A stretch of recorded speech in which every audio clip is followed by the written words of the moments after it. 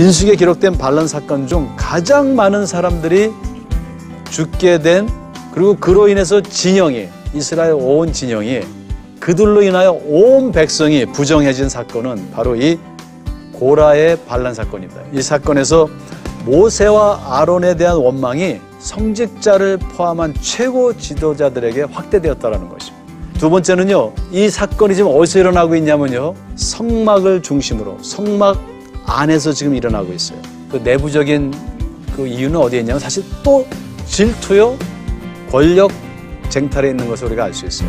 자신의 성직을 귀히 여기지 못하고 모세의 성직을 질투하며 하나님께 반항한 것이 되었던 것입니다. 그 영적 권위와 질서는 서로 쟁탈되는 것이 아니라 하나님의 영역이고요.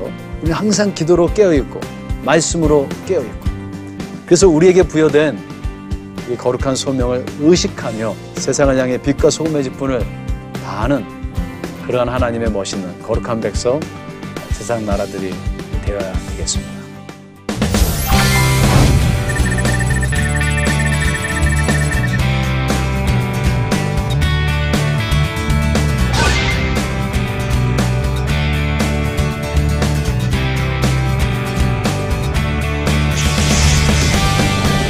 예, 안녕하세요. 아시아나 신학대학교에서 우리 학생들을 섬기고 있는 이한영입니다. 오늘 우리가 나침반 바이블 민수기 강의 9번째입니다. 우리는 지난 8주 동안 8번에 걸친 민수기 공부를 통해서 광야로의 진군에 있어 하나님께서 우리에게 요구하시는 것이 무엇인가, 가장 핵심적인 것이 무엇인가, 우리가 무엇을 준비해야 하는가에 대해서, 그것은 제의적인 그리고 윤리적인 정결임을 재차 확인했습니다. 근데 이스라엘은요, 이 진군을 시작하자마자 3일이 못 되어서 3일길에 불평과 원망으로 그들을 신실하게 인도하신 하나님의 은혜를 망각하고 또 불신하고, 그래서 반항하고 또한 반란을 일으키는 것을 우리가 볼 수 있습니다. 특별히 민수기 16장에서 18장까지에서는 그 약속의 땅에 거의 가까이 이르러서요, 가데스 광야에 온 그들이 거기서 하나님께 반항하고, 그 다음에 어떤 그들의 배도가 극에 달하는 것을 볼 수 있습니다. 이는 지난주에 살펴본 바로 그 고라의 반란 사건이었습니다.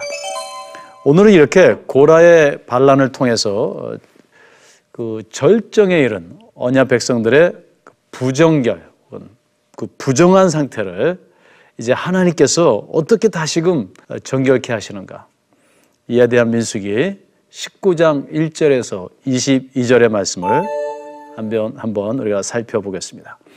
먼저 19장 11절 또 20절에 있는 말씀을 보면요, 그 진영이 시체로 인해서 부정결해졌습니다.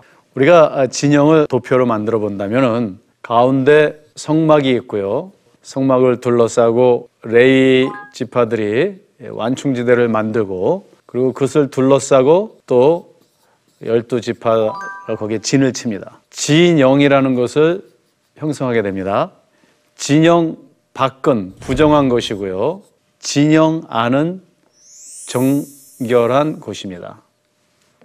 이제 문제는 뭐냐면은 고라의 반란 사건으로 인하여 지금 이 진 안에 많은 시체들이 여기저기 이제 깔리게 됐습니다. 그래서 이 진영 자체가 전체가 부정해진 것이죠. 오늘 그 19장의 말씀을 보면은 하나님께서 이런 말씀을 하십니다. 사람의 시체를 만진 자는 7일을 부정하리니, 이렇게. 그리고 사람이 부정하고도 스스로 정결케 아니하면 여호와의 성소를 더럽힌다 그랬어요. 그러므로 총회에서, 즉 하나님의 언약 백성에서 끊어지리라.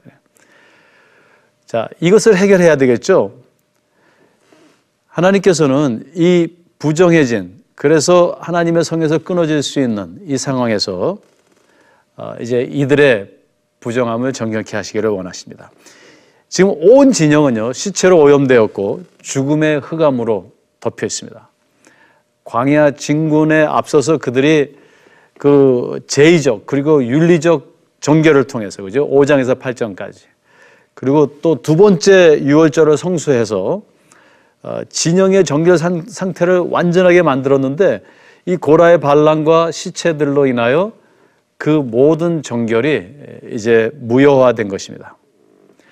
여러분들, 구약을 우리가 읽어보면요, 일관적으로 그리고 반복적으로 구약에서는요, 계속 생명과 죽음의 그런 갈등적 모티프를 제시하고 있습니다. 생명을 창조하신 하나님은 우리가 창조 때 보면 혼돈이 있죠. 어둠이 있고요. 죽음을 상징합니다. 그 죽음이 아닌 생명, 질서, 안식, 그런 생명의 하나님이십니다. 그러므로 이 율법은요, 생명 모티프에 기반을 두고 있습니다.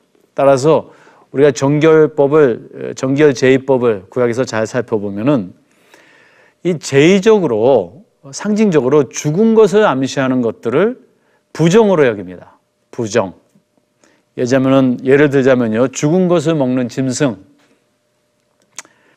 혹은 죽음의 세계와 관련된 무덤, 혹은 영겨나 조상 숭배, 그리고 시체를 만지는 것, 그 다 죽음과 관련이 있죠. 그렇게 죽음을 연상케 하는 것들, 그래서 이런 것들과 관련된 혹은 이와 접촉할 때 성경은 그것을 타메르, 부정, unclean, 부정하다 이렇게 말합니다. 고라의 이 반란은요, 지금 그 반란으로 인해 시체가 온 진영에 깔렸고요. 그로 인해서 진영이 부정해집니다. 제의적으로, 상징적으로 지금 죽음을 의미하는 것이에요. 그러나 그 부정의 기원은요, 사실 그 외적인 시체에 있는 것은 아닙니다. 그죠? 그들의 외적인 불평과 원망과 반란과 배도의 기원은 사실은 내적인 그들의 탐욕과 그리고 질투에 있습니다. 사실 안에 있는 게 훨씬 더 무서워요. 하나님을 믿고 그리고 그의 인도하심을 따라 광야와 같은 세상을 진군한다면은 사실 우리는 우리의 뜻을 굽히지 않고 우리의 탐욕을 관철시키고자, 그리고 그것이 안 될 때는 막 좌절하고 질투하고 원망하고 서로를 죽이는, 어떻게 보면 우리는 이 광야를 가면서 시체가 되지는 않았지만 영적 시체들이 될 수도 있습니다. 그렇게 부정해진 우리의 마음에 거룩한 성령께서 거하실 수 없죠. 그 부정해진 진영 안에 이제 하나님의 성소에 거룩하신 하나님이 거기에 임재하시고 함께 동행하실 수 없는 것입니다. 그렇다면 이러한 부정에 대한 하나님의 해결책이 무엇이었을까요? 그래, 너희 부정해졌으니까 그냥 거기서 다 죽어라. 그게 아니죠. 그 해결책은요, 붉은 암송아지의 제의라는 것입니다. 이건 굉장히 유일한 것인데, 민수기 19장 1절에서 22절에만 나오는, 언급되는 아주 독특한 제의입니다. 하나님께서 그 진영을 깨끗하게 하기 위하여 그들에게 명하신 게 뭐냐면 붉은 암송아지의 제사를 드려라 이렇게 명하십니다. 19장 1절 그리고 2절에 그렇게 명하시죠. 이 절정에 이른 진영의 부정, 거기에 이제 이 붉은 암송아지의 제의를 제시하셨는데, 첫째요, 여러 가지 아주 독특한 것들이 있습니다. 구약에서는요, 암송아지를 가리키는 데 있어 사용되는 히브리어는 엑라라는 단어를 사용합니다. 그러니까 엑라 그러면 암송아지예요. 창세기 15장 9절, 신명기 21장 3절 등등에 언급됩니다. 그런데 이 본문에 보면요, 이 민수기 19장에서는 붉은 암송아지를 파라라고 이렇게 기술하고 있습니다.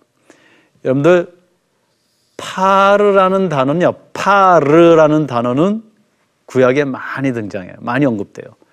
이 파르라는 건 송아지라는 말입니다. 그죠? 근데 암송아지, 이게 암놈이라는 것을 지적하기 위해서, 지시하기 위해서 맨 끝에다가 히브리 알파벳 헤이를 첨가했습니다. 그래서 파르가 파라가 되는 거죠. 다른 곳에서는 암송아지를 가리킬 때 엑라라고 합니다. 근데 단 한 번 이 민수기 19장에서 파라라는 형태를 사용하죠. 뭔가 그 단어부터가 심상치 않습니다. 그죠? 그래서 이것을 하팍스 레고메나 라틴어로, 즉 이 구약 전체에서 딱 한 번 언급되는 단어임을 우리가 알 수 있습니다. 이러한 그 어디서도 찾아볼 수 없는 유일한 제의, 그리고 유일한 기능을 가진 유일한 제이며 이거는 유일한 기능을 가지고 있음을 암시하는 것입니다. 자, 두 번째 특징은 뭐냐면요.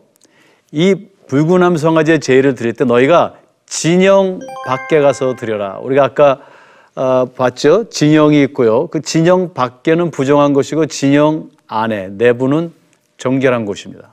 근데 이 붉은 암송아지는 아론의 대제사장인 아론, 이 아론이 드려야 되는데요. 엘리야셀인, 그죠? 엘리야셀이 그 대제사장인 아론 대신 진 밖에 나가서 그 붉은 암송아지를 태우라고 명하십니다.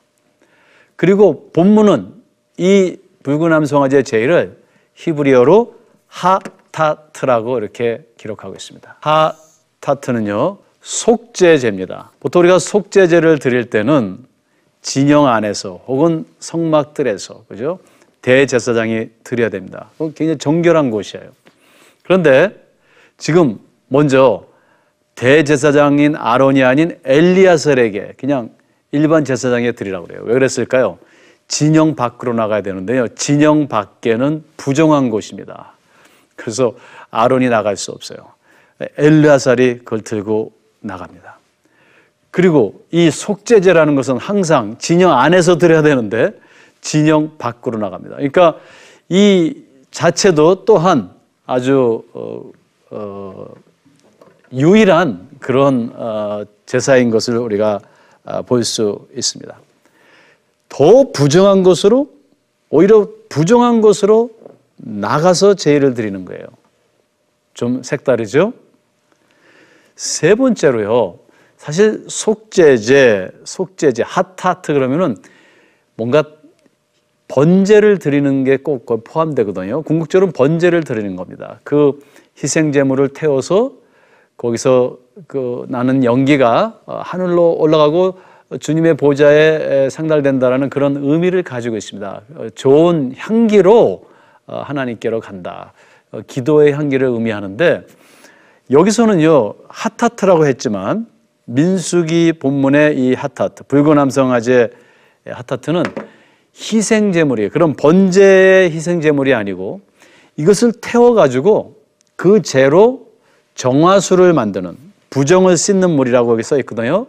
그래서 may 그리고 nida 이렇게 water of impurity, 즉 제사가 아닌 정화수를 만들기 위해 도살되는 이 제물이다 이렇게 기록하고 있습니다.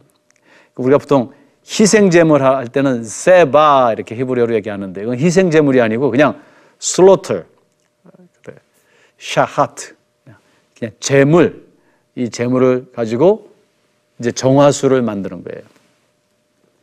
여러분들 예로 부정해지거나 죄를 범했을 때마다 드려지는 일반적인 속죄제에서는요, 희생 제물을 그 죄를 질 때마다 매번 이렇게 드려야 됩니다. 근데 이 붉은 암송아지는 도살 후에 그 가죽과 고기와 피와 똥을요, 백향목과 그다음에 우슬초와 그다음에 홍색 실을 거기다 더해가지고 취해서요, 다 같이 태우고 그 재를요, 깨끗한 생수에 섞어서 정화수를 만듭니다. 그리고 이 정화수를 만들어 놓고요, 필요할 때마다 뿌리는 거예요. 그러니까 한 번 만들면은 이게 엄청난 경제적인 효과가 있죠. 매번 제사를 드리고 매번 송아지를 죽이는 게 아니라 이 정화수를 만들어서 그냥 뿌리면 됩니다. 뿌리면 돼요. 이러한 특성을 가지고 있어요.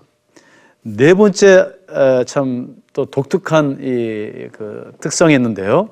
이것은 이 정화수를 만들었는데요. 이 정화수가 정결을 위해서 만들어진 건데 이 정화수를 만지는 자가 부정케 된다는 것입니다.